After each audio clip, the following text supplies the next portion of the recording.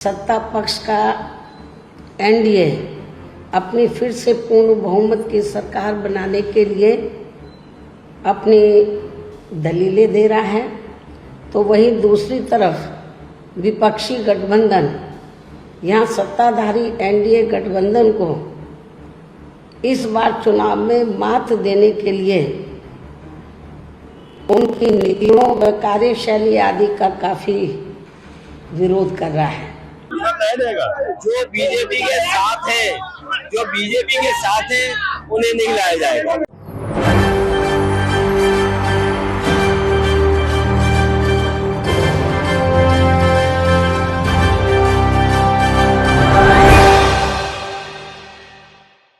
नमस्कार, मैं नाज़मीन खान और आप देख रहे हैं SPN 9 न्यूज़।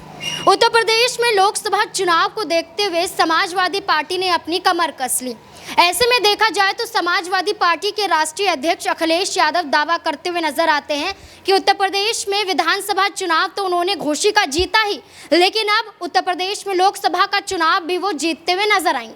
ये बड़े बड़े दावे समाजवादी पार्टी की तरफ से किए गए हैं, लेकिन यहाँ पर एक बड़ा दावा अखिलेश यादव ये भी करते हुए नजर आ रहे हैं कि वो गठबंधन से परहेज नहीं करते हैं, लेकिन गठबंधन से यहाँ पर नज़दीकियाँ भी नहीं बढ़ा रहे हैं।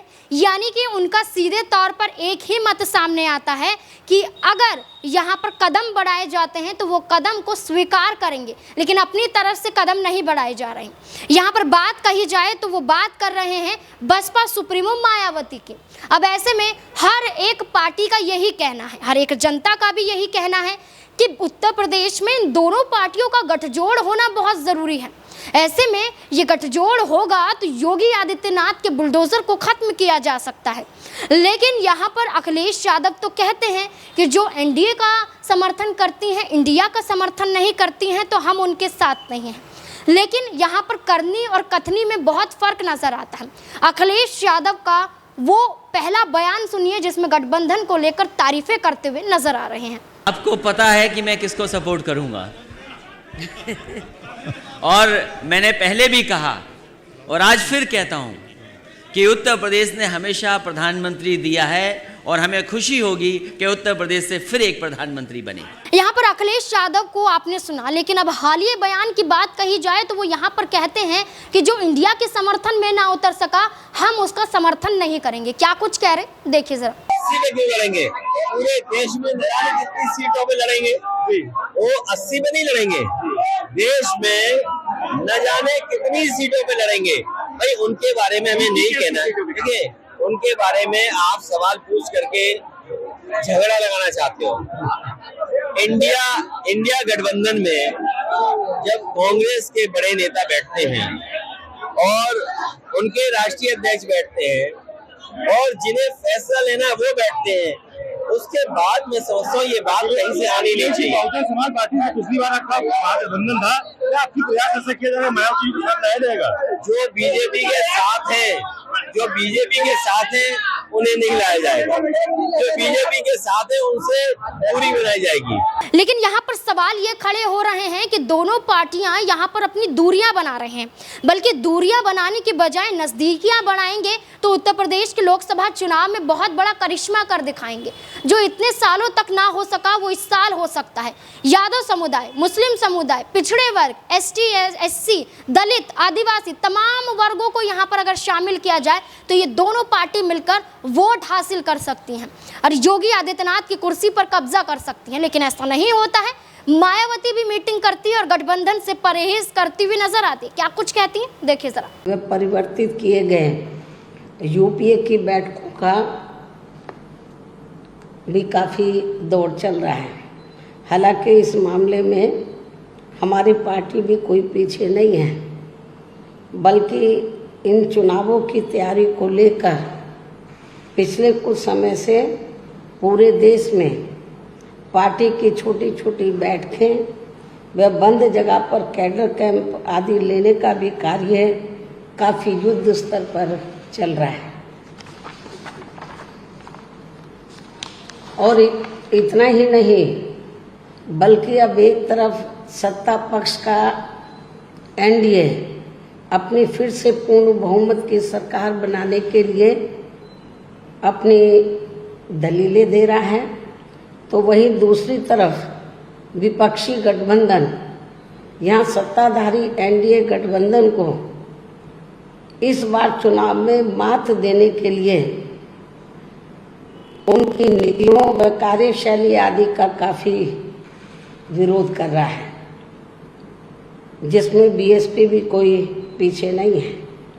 जबकि सत्ताधारी पार्टी व विपक्षी पार्टियों के बने गठबंधन के बारे में सच्चाई तो ये है कि यहाँ वर्तमान में विपक्षी गठबंधन के प्रमुख दल कांग्रेस पार्टी ने आज़ादी के बाद शुरू में केंद्र व अधिकांश राज्यों में भी अपने लंबे अरसे तक रहे शासनकाल के दौरान अपनी हीन व जातिवादी एवं पूंजीवादी मानसिकता को त्याग कर यदि देश व आम जनहित में तथा कमजोर वर्गों के हितों में भी पूरी ईमानदारी से कार्य किया होता और विशेषकर कमजोर वर्गों के हित व कल्याण के मामले में परम पूज्य बाबा साहब डॉक्टर भीमराव अंबेडकर की सलाह को भी मान लिया होता,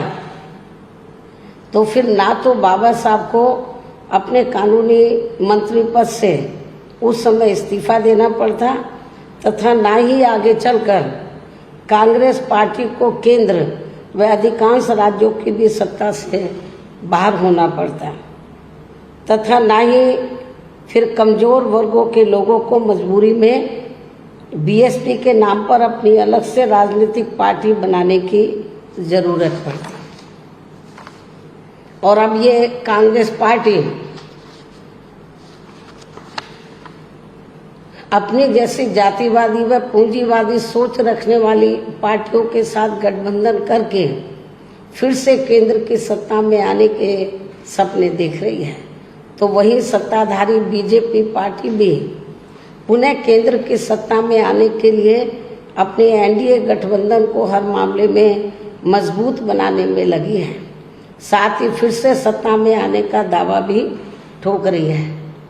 ये कह रही है कि इस बार बीजेपी और उनका गठबंधन 300 से ज़्यादा सीटें लाएगा, इसका भी दावा ठोक रही है, जिनकी कथनी व करनी में कांग्रेस पार्टी की तरह ही कोई खास अंतर नजर नहीं आता है। कहने का तात्पर्य ये है कि अब ये दोनों बने गठबंधन यानी कि एनडीए व परिवर्तित किए गए यूपीए केंद्र की सत्ता में आने के लिए अपने अपने दावे ठोक रहे हैं, जबकि जनता को किए गए इनके वायदे व आश्वासन आदि सत्ता में बने रहने के दौरान अधिकांश खोखले ही साबित हुए हैं। वैसे भी कांग्रेस व बीजेपी एंड कंपनी के बने गठबंधन की अब तक रही सरकार की कार्यशैली यही बताती है कि इनकी नीति, नियत व सोच सर्व समाज में से विशेषकर गरीबों, दलितों, आदिवासियों, पिछड़े वर्गों, मुस्लिम एवं अन्य धार्मिक अल्पसंख्यकों के प्रति लगभग एक जैसी ही रही है, क्योंकि इन्होंने सत्ता में रहकर शुरू से इन वर्गों के मामले में अधिकांश कागजी खाना पूर्ति ही की है तथा जमीनी हकीकत में इनके लिए कोई ठोस कार्य नहीं किए हैं। लेकिन जब ये लोग सत्ता से बाहर हो जाते हैं तो तब फिर वे अपने वोट की खातिर इनके हितों में काफ़ी लंबी चौड़ी बातें करते हैं। जैसे कांग्रेस पार्टी का गरीबी हटाओ का व बीजेपी का हर गरीब के खाते में 20 लाख रुपए पहुंचाने को लेकर कही गई ये बातें सत्ता में आने के बाद केवल हवाई व खोखली ही साबित होकर रह गई हैं, जिसकी खास वजह से ही बीएसपी ने सत्ताधारी गठबंधन व विपक्षी गठबंधन से ज़्यादातर अपनी दूरी ही बना के रखी है। ऐसी स्थिति में अब इन वर्गों के लोगों को यानी कि कमजोर वर्गों के लोगों को आपसी भाईचारे के आधार पर वे अपना अकेले ही मजबूत गठबंधन बना के या हर मामले में अपनी एकमात्र हितैषी रही पार्टी बीएसपी को ही मजबूती देनी है। तथा जिससे फिर यहाँ कोई भी गठबंधन केंद्र व राज्यों के बीच सत्ता में पूरी मजबूती के साथ आसीन ना हो सके तथा इसके स्थान पर फिर इनकी मजबूत नहीं बल्कि मजबूर सरकार ही बनेगी। हमारी पार्टी का ये पूरा प्रयास होना चाहिए ताकि बीएसपी के सत्ता में ना आने की स्थिति में भी इन कमजोर वर्गों का यानी कि दबे कुचले लोगों का ये लोग ज़्यादा शोषण ना कर सके। इतना ही नहीं बल्कि ऐसी स्थिति में बीएसपी को भी सत्ता में आसीन होने का मौका मिल सकता है। अब सवाल यही उठ रहा है कि सबकी मांग तो गठबंधन है, लेकिन क्या ये दोनों पार्टियां अब गठबंधन करते हुए नजर आएंगी? आपको क्या लगता है? कमेंट सेक्शन में जरूर बताएं। धन्यवाद।